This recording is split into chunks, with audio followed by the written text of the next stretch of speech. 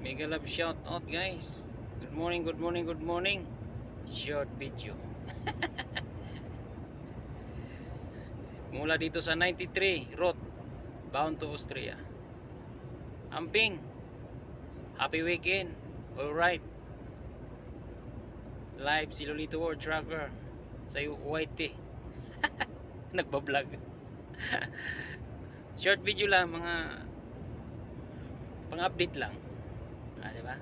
Para may pambili ng ginamos. Ganito ang sitwasyon ngayon dito sa 93 puntang Austria.